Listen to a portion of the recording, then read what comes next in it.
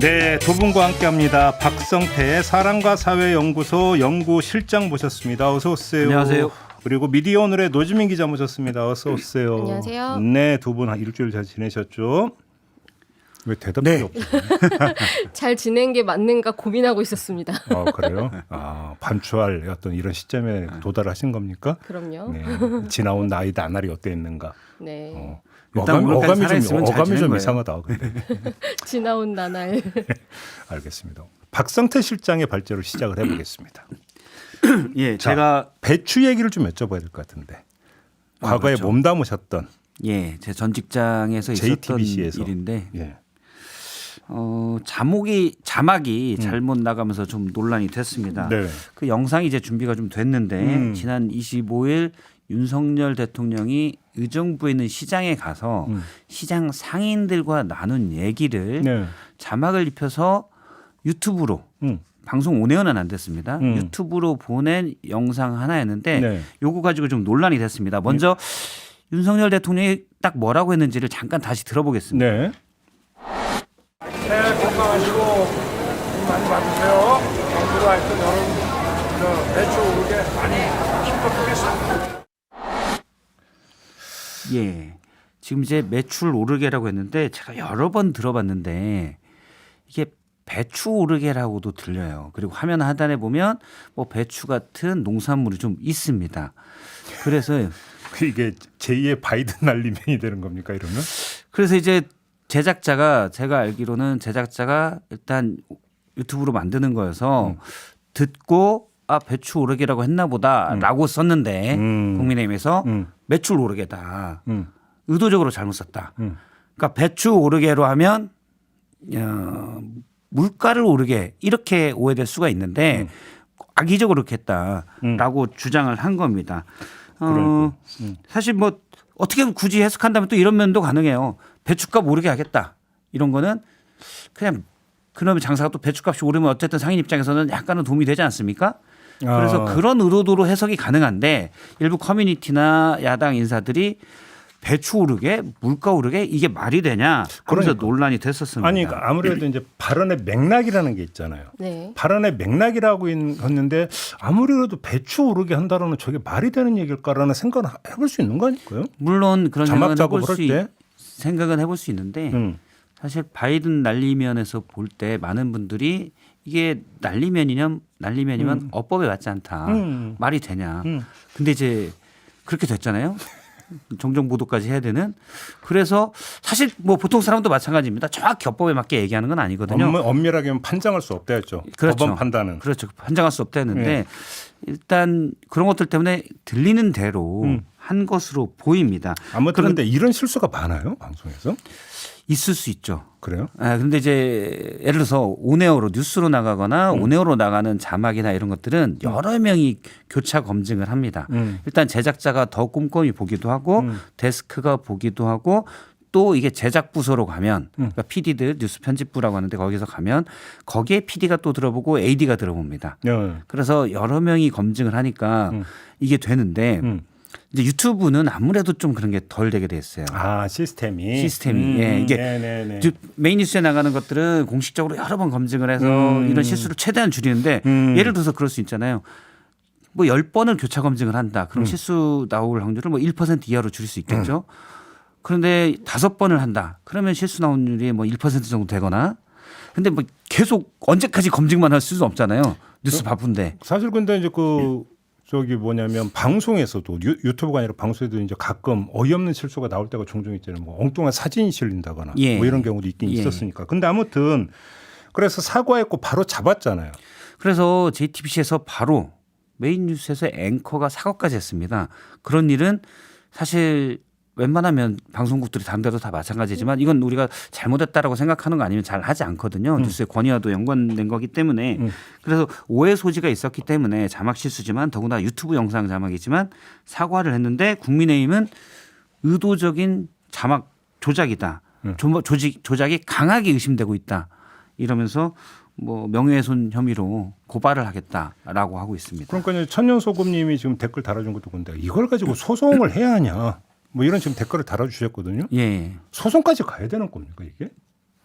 그래서 뭐 정정하거나 뭐 반론하거나 이런 것들을 신청을 해서 뭐 언론중재위에서 논의를 하거나 재판을 할 때도 지금 어떤 보도가 나갔는지에 대해서 지연말단적인 오보에 대해서는 이거를 이렇게 뭐 소송까지 해서 그 이익을 취하는 게 뭐 정당하지 않을 수 있다라고 그 판단 기준을 가지고 있는 경우가 있고 그리고 또 이게 바로 사과를 했잖아요. 얼마나 신속하게 사과를 하고 바로 잡느냐도 판단의 그런 요소로 들어가거든요. 그런 면에서 봤을 때 보통은 이제 그 특정한 뉴스가 나간 플랫폼에서 사과를 하죠. 예를 들어 유튜브면은 유튜브에서 사과를 할 텐데 메인 뉴스를 통해서 더 많은 분들이 볼 수 있게끔 사과를 했다는 점들을 고려를 하면은 뭐 이게 악의가 있었다고 볼 만한 정황이 있지 않는 한 뭐 이 정도로 실수로 넘어갈 수 있는 정도의 수준의 보도였고 그리고 사실 이게 확산된 것들을 보면은 처음에 이 배추 오르게 매출 오르기를 저도 바로 알지 못했거든요. 그런데 이제 국민의힘에서 이걸 가지고 법적 대응하겠다라고 하면서 오히려 더 언론에 많이 오히려 주목 효과를 주목이 높여버렸어요. 됐죠. 예. 예. 사실 이 정도 가지고 소송을 한다는 건 저도 정말 뭐 과거에도 별로 안 들어봤고 이 정도인데 내가 소송을 당해야 돼? 피고 발인이 돼야 돼? 이거는 생각도 못 해보는 정도인 것 같습니다. 아니 그러니까 소송이 두 종류가 있는 거잖아요. 정정부도 청구 소송이 있고 예. 손해배상 청구 소송이 있는 예. 거잖아요. 자 그런데 그 뭐 정당이나 뭐 대통령실에서 그 손해배상 받으려고 소송 건다라고는 좀 약간 좀 아닌 것 같고 그러면 결국은 바로 잡기 위한 것이다라고 이해를 한다면 이미 바로 잡혔잖아요. 바로 스스로 정정 보도를 했죠. 그러면 거기서 소송으로서 얻는 실익이 뭐가 있느냐라는 거죠. 겁을 주고 압박하는 것밖에 우리가 현재로선 상상할 수가 없죠. 거기서 뭐 명예훼손으로 손해배상을 받겠다. 국민의힘이 돈이 그렇게 없는지 이 부분을 좀 따져봐야 될 거고. 네. 그런데 이제 분명한 결과 하나는 언론사 입장에서는 상당한 압박을 받는다는 겁니다. 사실 저는 뭐 제가 친정이라서가 아니라 TV조선에서도 이렇게 나갔는데 사과까지 했는데 소송을 하겠다? 그건 전 잘못됐다라고 생각을 합니다. 네. 그리고 물론 의도는 정확히 모르죠. 말씀하신 대로. 그런데 명확한 결과는 계속 이런 것들이 남발되면 언론은 100% 위축되는 결과가 나옵니다. 이런 것들이라고 지금 복수형을 쓰셨습니다. 예, 또 예. 다른 사례가 있나요? 이건 좀 어처구니 없다라고 볼 수 있는데 예. 사직구장 논란이 있었습니다. 한동훈 비대위원장. 예. 예. 그러니까 지난 15일인가요? 뭐 부산에서 얘기하면서 부산에 좌천됐을 때 뭐 송정길을 산책하고 사직에서 야구 봤다라고 했었는데 그래서 대부분 언론이 당연히 사직에서 야구 보면 사직구장에서 야구 봤을 텐데 그러면 당시에 코로나로 무관중 시대인데 뭐냐 뭐 이렇게 잠깐 얘기가 됐었습니다. 네. 저희도 한번 뭐 다루긴 했는데 근데 뭐 아니다 이렇게 하면 될 걸. 언론중재위원회 한동훈 위원장 측에서 낸 걸 보면 사직구장이 아닌 사직에서 야구 봤다. 그런데 왜 이걸 특히 오마이뉴스 보도 보면 뭐 따옴표를 쳐서 사직구장에서 야구 봤다고 했는데 당신은 무관중 뭐 이렇게 쓴 게 있거든요. 내가 사직구장이라고 한 게 아닌데 왜 사직구장이라고 했냐. 난 사직이라고 했다. 라면서 정정 보도를 하라고 언론중재위원회에 제소를 했습니다. 만약 이걸 정정 보도를 하게 된다면 문구가 당시 한동훈 위원장은 사직구장이 아닌 사직에서 야구 봤다고 했기 때문에 이를 바로잡습니다. 이렇게 해야 되는데 네. 이 정정 보도도 잘 이해가 안 되는. 그럼 사직 어디서 야구를 보는 거예요? 그건 명확히 얘기하지 않았는데 뭐 스마트폰 시대니까 사직이 한 풀밭에서 봤을 수도 있고 옛날에 골프집에서 봤을 수도 있고. 이제 그 가전제품 대리점이나 전파사 있으면 거기 TV 틀어놓긴 했는데 그렇죠. 그 시절도 아니고. 예, 그건 너무 나가신 것 같고요. 너무 옛날 버전이. 너무 옛날 버전입니다. 일단 예를 들어서 상식적으로 볼 때 부산에 있는 친구들이 고등학교 친구들이 오늘 이번 주말에 야구한다는데 사직에서 야구나 보러 갈까? 그래 사직 앞에서 몇 시에 만나? 몇 시에 만나? 라고 했는데 말한 친구는 사직구장 앞에서 기다리고 있고 어떤 다른 친구는 정확히 사직구장이라고 안 했기 때문에 나는 사직의 땡땡 호프집 앞에서 기다리고 있었어 라고 하면 저희가 그 친구의 반응은 상식적으로 뭐 이런 당황스러운 동료가 있지? 이렇게 되잖아요. 아니 우리가 보통 그러니까 야구 보러 잠실 갈래? 그러면 잠실 구장을 뜻하는 거잖아요. 그렇죠. 그렇죠. 그죠? 그게 야구 보러 고척동 갈래? 그러면 그 고척 그 돔을 뜻하는 거잖아요. 예. 그러니까 관용업구라는 게 있잖아요. 이것이. 우리말에서 사실 구어체에서는 생략이 상당히 많이 됩니다. 서로 뻔히 아는 것들에 대한 생략이 되는데 이 생략이 그게 아니다. 사직구장이 아니고 내가 사직이라고 한 건 그냥 사직인 거다라고 했을 때 사실은 듣는 사람은 당황스러운데 이걸 언론중재위원회 제소까지 했다. 제가 좀 여당 측의 분위기를 보니까 일부는 한동훈 위원장이 오랫동안 법조인 검사 생활을 해왔기 때문에 어떤 이런 디테일한 부분에서도 딱딱 끊어지는 걸 좋아한다. 뭐 비유하자면 0과 1의 디지털밖에 없다.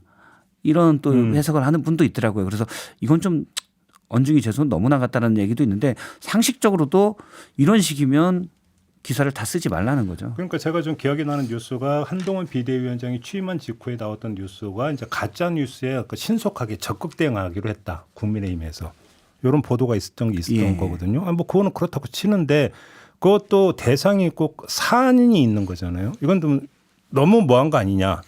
그러니까 속칭 이제 꽃들이 잡는 거 아니냐라는 어떤 지적이 있을 수가 있는 건데 이렇게 놓고 본다면 결국은 조금 전에 박성태 실장이 말씀하신 대로 이거 언론 압박용 소송, 언론 압박용 청구 이렇게 해석을 해야 되는 겁니까? 뭐 의도는 정확히 저희가 모르는데 그렇게 추정할 수 있을 뿐이고 네. 다만 결과는 거의 99% 언론은 위축받게 됩니다. 저도 20년 넘게 생활해본 경험으로서 계속 그러니까 우리가 있잖아요. 이런 예가 있잖아요. 밤거리에서 고등학생 만나면 좀 험상궂게 생긴 고등학생들을 만났다. 그러면 약간 쫌니다. 그런데 덩치는 비슷하고 험상궂게 생긴 중학생들을 만났다. 훨씬 무섭습니다. 무턱대고 하니까. 초등학생은요? 초등학생은 좀 덩치가 그래도 그만치가 않아서 예. 그나마 좀 나은데. 그나마 안심하십니까? 가끔은 예. 초등학생이 더 무서울 때도 있습니다. 그럼 고려하는 게 요즘 다를 수 그렇군요. 있죠. 요즘 질풍노도의 시기가 네. 초등학생 6학년으로 내려갔다는 얘기가 있어요. 아 질풍노도가 이제 지금 좀 빨리 부는군요. 네, 지금 좀 약간 좀 그 조정을 좀 하셔야 될 것 같아요. 알겠습니다. 초6까지. 그런데 그렇게 어느 정도 이건 내가 좀 잘못한 게 있겠구나 하고 있겠구나 할 때 상대방이 들어올 때는 이건 내가 반성을 해야지 하는데 말도 안 되는 걸 가지고 무턱대고 들어오면 와 이분들이 정말 무턱대고 좀 더 다른 표현을 하자면 더 센 표현들도 있는데 그렇게 하겠구나 그러면 더 위축됩니다. 그래서 의도야 제가 뭐 섣불리 단정할 수 없겠지만 결과는 언론은 더 위축된다. 이거는 분명합니다. 사례가 많나요, 근데 소송 사례나 이런 게 지금 두 가지 말고? 이제 하나는 물론 언중이 죄소고요. 네. 미국의 소리 VOA에서 지난해 집계를 낸 게 있습니다. 이거는 뭐 미 국무부에서 운영하는 방송인데 한국의 윤석열 정부가 들어선 뒤에 언론에 대한 소송이 너무 많다. 정부와 여당이 너무 많다 그러는데 윤석열 정부 18개월 동안 11건을 소송을 했습니다. 오. 이건 이제 VOA의 통계입니다. 이거 언중이 말고 그냥 법원으로 법원에 가져간 명예훼손 혐의로 예. 소송한 건데 근데 이명박 정부 5년 동안 7건 박근혜 정부는 뭐 5년이 채 안 됐죠. 근데 8건 문재인 정부는 4건인데 1년 8개월 동안 11건입니다. 어이구. 그러면 얼마나 과격하게 대응하는 거냐. 예. 이거는 결과는 빤하게 언론은 위축된다. 근데 소송뿐만이 아닙니다. 아시겠지만 이제 검찰이 언론사를 또 기자 개인을 또 언론사 대표를 압수수색하는 그렇죠. 경우도 상당히 많았습니다. 뉴스타파, 뭐 뉴스버스, JTBC, 경향신문 다 압수수색을 당했었고요. 그런데 대부분은 이런 압수수색이나 소송이 권력자에 대한 의혹 보도 또는 권력자에 대한 보도에 대한 압수수색 그리고 소송이라는 거죠. 예를 들어서 그러면 지난 대선 때 이재명 후보에 대한 의혹 보도도 상당히 많았거든요. 물론 한 조폭이 뭐 20억을 받았다고 얘기한 것에 대해서는 지금 재판에 들어간 경우가 있습니다. 그런데 그때도 엄청난 의혹 보도들이 있었는데 지금 검찰이 그것도 동일한 기준으로 그럼 다 소송을 걸고 압수수색하느냐? 그건 아니라는 거죠. 예. 근데 법원으로 간다 한들 거기서 항상 유죄를 끌어내는 것도 아니잖아요. 아까 제가 JB타임즈에서 예. 장용진 전 아주경제 기자를 상대로 한 한동훈 현 비대위원장의 소송이 이제 2심에서 원고 패소 판결 나왔다는 것도 전해드렸거든요. 예. 그러니까 공적 부문에 있는 인물을 대상으로 한 보도가 그러니까 사실과 좀 다르다 하더라도 그것이 폭넓게 인정되는 어떤 그 판례가 있잖아요. 대부분의 논란이 됐던 명예훼손, 특히 이제 대통령이나 권력에서 언론사를 상대로 제기했던 명예훼손 소송은 대부분 무죄 났습니다. 그러니까 대통령은 더 큰 권력이기 때문에 네. 더 큰 그 의혹 보도 할 수가 있고 그런 것들이 인정된 건데요. 예를 들어서 기억나는 게 이제 일본 산케이 신문에 가토 서울지국장이 그 세월호 때 박근혜 전 대통령이 당시 대통령이 뭘 했냐, 누구를 만났냐, 사실 제목도 선정적인 이런 사생활 의혹 보도를 했습니다. 그래서 당시 청와대에서 명예훼손으로 허위사실 유포에 따른 명예훼손을 거뒀는데 무죄 났습니다. 대통령에 대한 대통령의 행적은 공적 관심사고 그래서 이 의혹 보도는 비방할 목적이 아니라 공적 관심사에 대한 보도다라고 됐고요. 예를 들어 반대로 문재인 대통령에게 계속 간첩이라고 했던 전광훈 목사.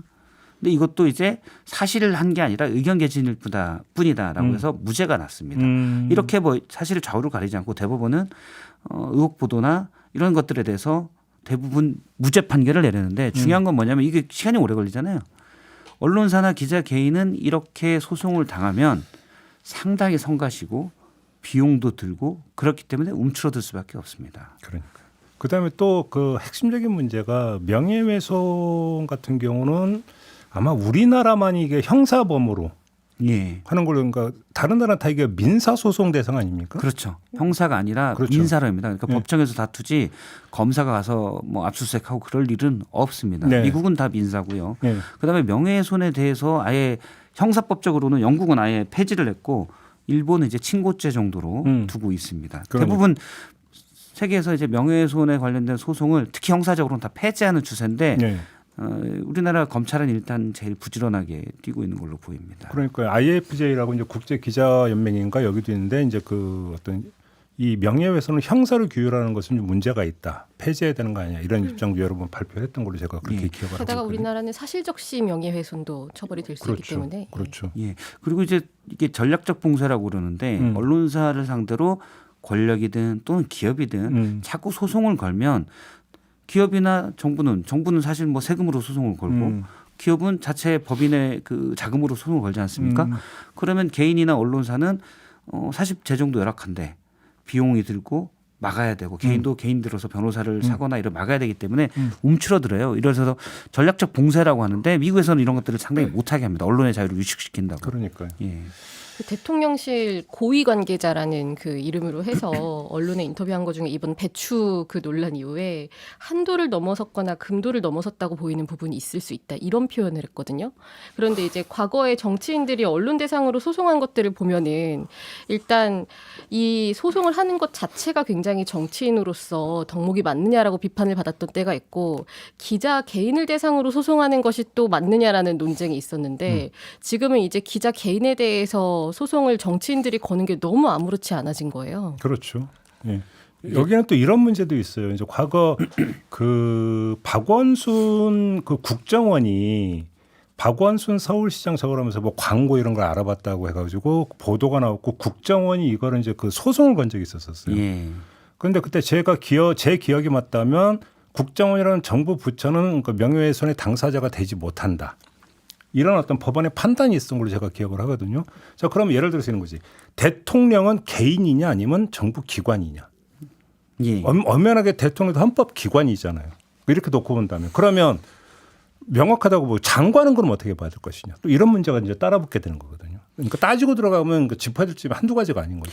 그러니까 지난번 그 산케이 신문 보도에 따른 대법원 판단을 보면 당시 대법원 아닙니다. 법원 판단을 보면 어떤 공적 기관은 그 공적 관심사다. 그러니까 제가 그냥 추정컨대는 뭐 장관이다 그러면 장관이 공적 업무에 관련된 보도라면 그거는 이게 뭐 사생활이나 명예훼손에 해당되지 않다라고 저희가 해석할 수도 있는 부분이죠. 그렇죠. 프라이버시는 모르겠지만 그게 아니라 완전 개인적인 건 모르겠지만 예를 들는데 제가 아까 봉쇄에 대해서 말씀드린 거는 저도 생활하다 기자 생활할 동안 그런 게 많습니다.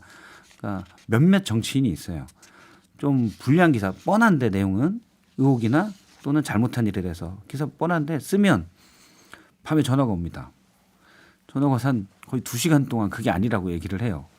그게 사실 뻔한 사실이어도 새로 다른 관점이 있다라면서 얘기를 해요. 그걸 한 5번 정도 당하면 고 의원님 기사는 안 쓰게 돼요. 엄청난 게 중요한 게 아니면. 귀찮아서라도 안 그렇죠. 쓴다. 한 2번이 있는데 이런 효과를 노린 게 아닌가. 실명 밝히세요. 아니에요. 저도. 그럼 여기서 이제 명예훼손으로. 알겠습니다. 남발하지 말라 소송 이런 이야기 아니겠습니까? 네, 이렇게 마무리하고요. 이번엔 노지민 기자 발제로 좀 넘어가겠습니다. 근데 이것도 어찌 본다면 좀 연결이 되는 부분인데. 네, 그 결과물에 대한 이야기를 한 거잖아요. 보도에 대해서 이제는 그 취재하기 전에 그 기회를 제한하는 행위들이 굉장히 좀 많이 일어나고 있는데. 취재 제한. 예, 그렇죠. 그 홍준표 대구시장이 이제 대구 MBC 비롯해서 뭐 대구 지역 언론에 대해서 비판적으로 뭐 하기도 하고 특히 취재 제한을 한 것에 대해서 이 대구 MBC가 취재 방해 금지 가처분 신청을 한 게 있었어요. 이걸 어제 법원이 그 지난달 31일에 법원이 이걸 받아들인 건데 그래서 지금 그 대구시 또는 이제 그 소속 직원이나 산하 사업소 등의 취재를 거부하라고 지시하는 방법으로 방해해서는 안 된다. 이 취지로 뭐 결정을 했습니다. 이게 그 지난해 4월에 그 TK 신공항 특별법 관련해서 검증 보도를 한 게 있었는데 네. 이게 나오고 나서 취재 제한 조치가 있었거든요. 그럼 몇 개월 했던 거예요, 이게 도대체? 지금 거의 한 9개월 정도 만에 이렇게 판단이 나온 건데 일단 이거는 그 기준인 거고 그 대구시가 이제 대구 MBC에 대해서 바로 5월 1일에 취재 거부 방침을 밝혔고 뭐 그 이후로도 뭐 보도자료 배포나 브리핑 참여 금지 및 출입 제한 그리고 또 이후에 뭐 5월 9일에는 뭐 대구시 측에서 제작진 명예훼손 혐의로 고소한 일도 있었고 또 11월엔 홍준표 시장이 또 제작진 4명을 고발을 한 일이 있었고 뭐 이러다가 이제 지난해 12월에 대구 MBC가 취재 방해 금지 가처분 신청을 제기를 한 거거든요. 네.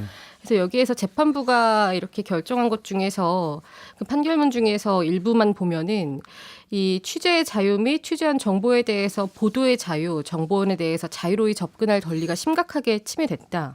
그리고 또 저는 이 부분이 되게 중요한 부분이라고 생각을 하는 게 있는데 대구 MBC가 대구시 등을 직접 취재하지 못한 채 일방적으로 제공받은 보도자료만을 근거로 보도할 수밖에 없는 바 이 대구시 등의 현안에 대한 정보를 국민들에게 신속 정확하게 전달할 수 없고 또 편향되고 왜곡된 보도를 할 염려도 크다. 이렇게 밝혔습니다. 그런데 홍준표 시장이 이게 의미 없는 결정이다 이렇게 뭐 일축했다면서. 그렇죠. 저는 사실 이걸 보고 정말 그랬을까라고 생각해서 검사 출신이잖아, 홍준표 시장. 네, 많이 찾아봤는데 그 서울신문, 경향신문 이런 언론들이 보도한 걸 보면은 뭐 법원 결정은 이 산하기관에 지시하지 말라는 건데 나는 했는지도 몰랐다. 가처분 내용대로 지시를 안 하면 된다. 이렇게 했다는 거예요. 그러니까 내가 지시를 안 하면 된다라는 거잖아요. 그렇게 해석이 된다라는 보도가 이미 많이 나와 있고 그리고 또 지금 이 선고가 나오기 전에 지난 19일에 그 대구시의 공보관 명의로 그 대구 MBC 취재 요구를 자율적으로 판단해서 대응하라 이렇게 공지를 한 부분이 있었거든요. 네.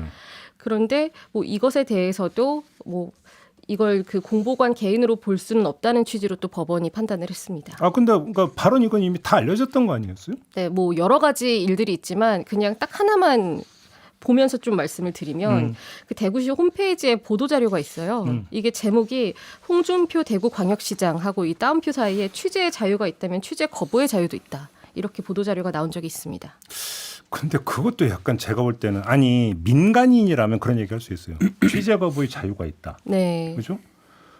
왜냐하면 나는 공적 사항과 관련해서 내가 있는 게 아니고 내가 취재 응할 의무가 없지 않느냐. 근데 공적 업무를 수행하는 사람에게 어떻게 취재 거부의 자유가 있습니까? 그게? 그래서 그 언중이 홈페이지 이해가 안 같은 됩니다. 거에 그 언중이 홈페이지 같은 거에 막 상담 같은 걸 올리는 데가 있어요. 거기도 보면은 뭐 어떤 분이 뭐 취재 요구에 제가 응해야 하나요라고 하면 뭐 공인이 아니시기 때문에 뭐 응해야 할 의무는 없습니다. 뭐 이런 취지로 답변을 한 게 있는데 그 거꾸로 하면 공인은 의무가 있다는 거죠. 그렇죠. 근데 뭐 네, 그런 얘기는 할 수 있겠죠. 어떤 정말 얘기하기 싫은 부분 이런 것들에 대해서는 뭐 노코멘트로 하거나 그래서 취재에 응하지 않는다라고 할 수 있지만 아니 시 전체가 취재 거부를 한다는 건 사실은 그렇죠. 아니 이해하기가 취재 어렵죠. 일단 응한 다음에 민감한 질문이나 이런 거에 대해서 NCN든 예. 노코멘트든 그건 할 수 있죠. 네. 그것도 취재 응하는 한 방식이죠. 그거는. 예. 근데 원천적으로 취재를 그 딱 막아버리는 거는 이거는 얘기가 전혀 다른 거죠. 그렇죠. 더군다나 대구시 기관이라는 게 시정 자체가 홍준표 시장의 개인의 이것도 아니고 그렇죠. 시민의 세금, 국가의 세금으로 운영되는 곳인데 우리는 당신 쪽은 저쪽 매체는 취재 거부. 아예 대답도 하지 마라고 하는 거는 이건 과도합니다. 그리고 근데, 이게 뭐 정치인이더라도 정말 이 정치인이 하고 있는 뭐 업무라던가 뭐 말 그대로 뭐 공적 재원이 들어가는 걸 통해서 하는 일에 대한 평가가 아니라 지극히 너무 내밀한 사적 영역에 대한 취재다. 이러면 뭐 그 사안에 대해서 판단 기준이 조금 달라질 수는 있을 텐데 지금 그게 아니잖아요. 아예 이 세금을 통해서 이루어지고 있는 취재 지원 업무에 대해서 특정 그 시장의 의지에 따라서 이걸 배제시켜 버리는 결정이기 때문에 그리고 지금 그 판결문에서도 이 부분이 있거든요. 취재 거부 조치 이후에 그 소속 공무원 및 산하 사업소, 공사, 공단 그리고 출자 출연 기관들이 자유로운 의사결정을 토대로 이걸 취재 여부를 결정할 수 없게 됐다라고 지적하는 부분도 있습니다. 근데 이게 대상이 지금 대구 MBC만이 아니에요, 혹시? 그렇죠. 이게 지금 뭐 대구 MBC에 대해서 취재 제한 조치가 이뤄지고 뭐 소송을 하고 있는 거긴 한데 지난해 이제 대구시 산하 사업소 직원이 언론 보도 대응 관련 전달 사항이라고 이제 내부에 입장문을 배포한 적이 있어요. 여기 보면은 뭐 뉴스민, 프레시안, 스픽스 뭐 이곳에 대해서 취재를 거부한다는 내용이고 대구 MBC와 준하는 곳이다 이런 표현을 쓰기도 했는데 준하는 거는 게 무슨 네. 뜻이에요, 그게? 그러니까 지금 공통적으로 보면은 그 대구시 시정에 대해서 비판적인 보도들을 검증 보도로 볼 수 있는 것들을 했던 건데 나중에 이게 좀 논란이 되다 보니까 대구시가 뭐 업무상 착오로 전파된 내용으로 사실 묵은 이런 입장을 내기도 했습니다. 취재 기자가 쫓겨난 일도 있었습니까? 네, 참 이런 경우도 이게 참 요즘에 많은 일들이 일어나고 있는데 네. 그 서울시 지하철 서울 지하철에서 그 전국 장애인 차별철폐연대가 시위도 하고 기자회견도 하고 이런 경우들이 많이 있잖아요. 뉴스 봤다. 예, 맞아요. 그 서울교통공사에서 이걸 취재하러 갔던 기자들에 대해서 강제 퇴거를 시킨 일이 있었어요. 이게 뭐 한 번 있었던 일도 아니고 예를 들어서 뭐 지난달 22일에 그 오이도형 리프트 추락 참사 그 23주기 기자회견이 있었거든요. 네. 이때 현장 취재하던 경향신문 비마이너 기자 등이 쫓겨났고 그리고 24일에는 또 시청역에서 그 전장현 주최 집회가 있었는데 레디안 기자, 다큐멘터리 감독 이런 분들이 또 강제 퇴거당했거든요. 네. 근데 이때 또 그냥 단순히 나가라고 한 걸 넘어서서 그 비마이너라는 곳이 있는데 이제 장애인 이슈 전문적으로 하는 그 온라인 매체거든요. 명함을 줬더니 뭐 장애인 기관지다 퇴거시켜라 뭐 이런 말을 또 했다고 합니다. 장애인 기관제가 뭐가 문제인데요? 그러니까 일단 장애인 뭐- 기관지라는 이 표현 자체가 성립하는지에 대해서도 문제인데 이적 표현물입니까, 그게? 그래서 이거에 대해서 참 저도 그 현장에 있었던 분들 이야기를 들어보면 좀 정장을 입거나 뭐 어느 정도 좀 이렇게 큰 언론사처럼 보이지 않는 곳에 대해서는 좀 더 이런 압박이 되게 서슴없이 이뤄졌다 뭐 이런 증언도 있거든요. 아니, 그 쫓아낸 근거를 뭐를 대고 있는 거예요, 그래서? 그러니까 그 철도 안전법 보면은 그 철도 종사자 직무상 지시에 따라야 한다. 위반하면은 열차나 정거장 밖으로 퇴거할 수 있다. 이런 조항이 있어요. 근데 여기에서 그 앞에 붙는 중요한 전제는 그 안전 보호나 질서 유지를 위해라는 게 있는 거거든요.